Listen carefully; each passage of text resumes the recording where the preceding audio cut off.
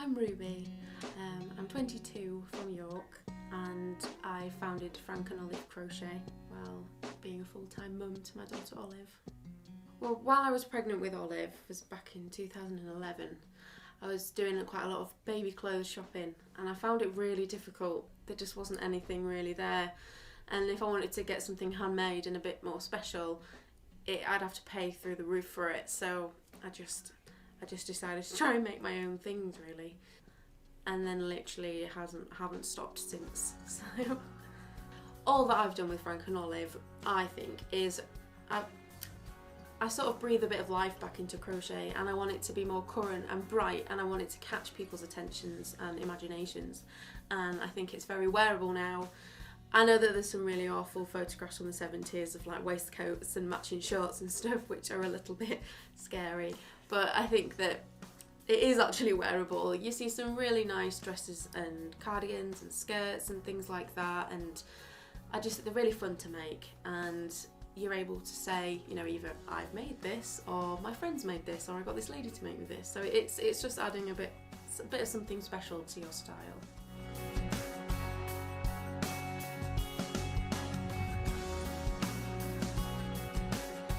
Well, what we're going to make is one of these little hearts, which can be used as an applique for a little pretty addition to a dress, or you can make it into a brooch, or anything you like really. You could turn it into really pretty bunting. That looks really nice. So I'm using Rico Creative Cotton.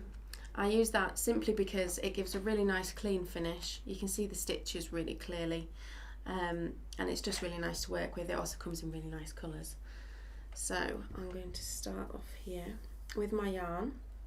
I've got a 4mm hook, which is perfect for 4-ply yarn. If you wanted to make a bigger heart with some chunkier wool, you just up your size of your hook accordingly. I've got a tapestry needle to weave in the ends at the end of it, and some scissors just to snip it off. So if we start off by doing a slip knot on your yarn at the end, there we go, and pop it onto your hook here, and you want to just adjust it, so pull one of them. The slip knot is adjustable. Make sure it's not too tight, so you can still slide it up and down your hook. You don't want it to be too tight so there's too much friction. So we want to start off by doing chain 4, so yarn over, pull it through like that, yarn over and pull it through, yarn over, pull it through. And what we want to do is treble crochet into the furthest away from the hook, so the first chain, and that's yarn over, put it straight into that stitch there, yarn over again, pull it back through, so you have 3 on there, and then you want to yarn over, pull through 2 of those stitches, yarn over and pull it through the final 2. So there's your double crochet. And you basically want to do 8 more of those because we want to end up with 10 in total. The initial 3 chain that we did counts as 1 because it looks the same in terms of size. So yarn over into that same hole, yarn over again, pull it back through. This is called pulling up a loop. So you have 3, yarn over, pull it through 2, yarn over and pull it through the final 2. So I'm just going to go ahead and carry on that, doing 7.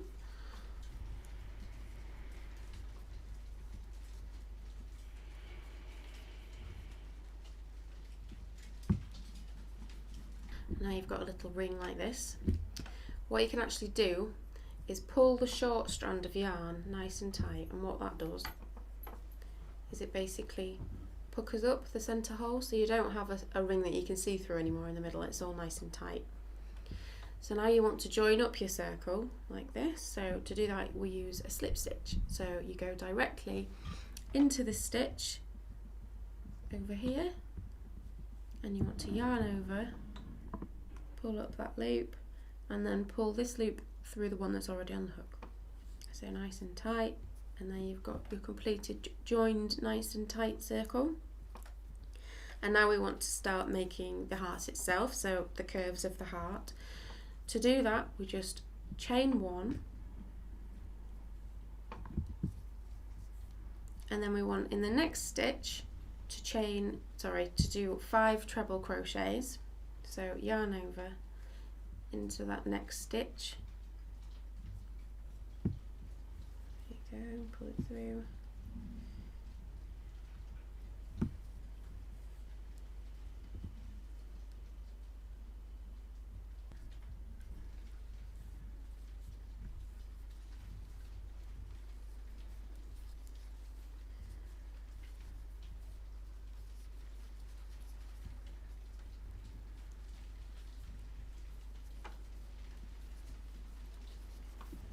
There we go, so just one more.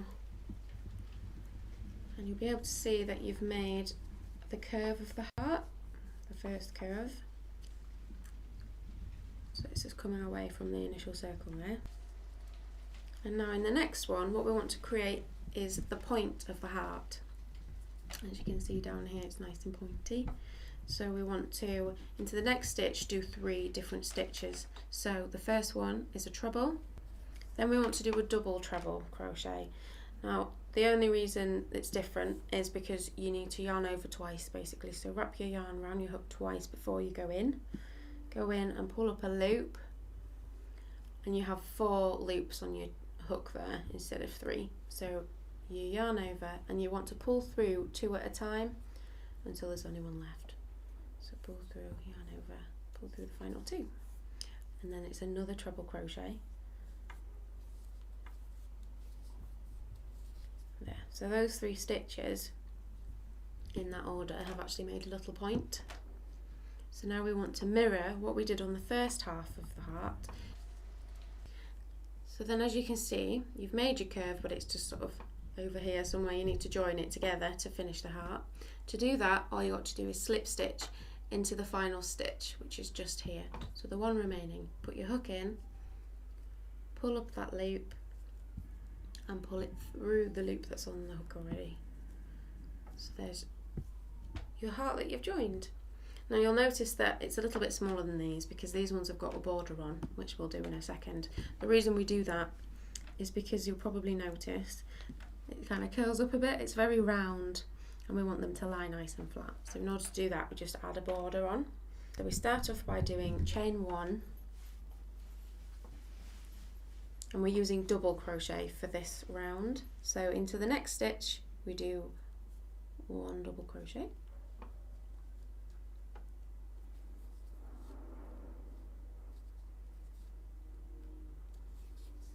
and then into the next 4. So as we're going around the curve of the heart, we want to compensate for the curve, so we want to do 2 stitches into each hole. So that's go directly in with the hook, yarn over and pull through those 2, and just repeat that again, and that's both of those are in the same stitch. So do that again for the next 3. And now, as we did before we reach the point and we're on the straight bit, we just want to do 1 stitch into each hole, so just 1 double,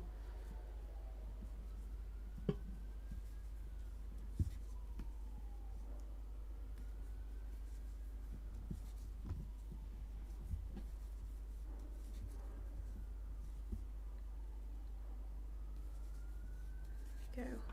And now we've reached our point.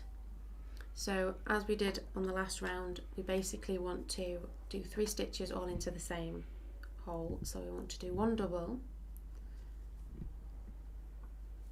followed by a treble. So yarn over, hook it in, pull up a loop, so you have 3, yarn over, pull through 2, yarn over, pull through the final 2, followed by another double. So just yarn straight, hook straight in, grab the yarn, pull up a loop, yarn over and pull through those 2. And again, we're just mirroring. Okay, so we've got 2 stitches left. In the next one, just do 1 double. And in the last one, like before, we just do a slip stitch. So hook directly in, pull up a loop, and then also through that loop on the hook. Pull it nice and tight, and there's your heart. And you can just sort of flatten it out as you want it, like this. and then trim off your yarn about here, because you need to be able to have enough yarn to thread in using your tapestry needle.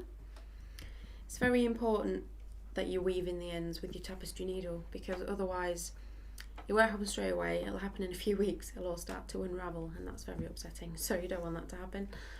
So just pop your yarn into your embroidery needle, and you literally just weave it in and out like maybe 3 times, just to make sure it's nice and tight. Pull it nice and firmly as well. That should do that. So then you just trim it, just cut it right down to the heart like that. And then do it with your first strand as well. As you can see, it doesn't take too long. So there's your heart.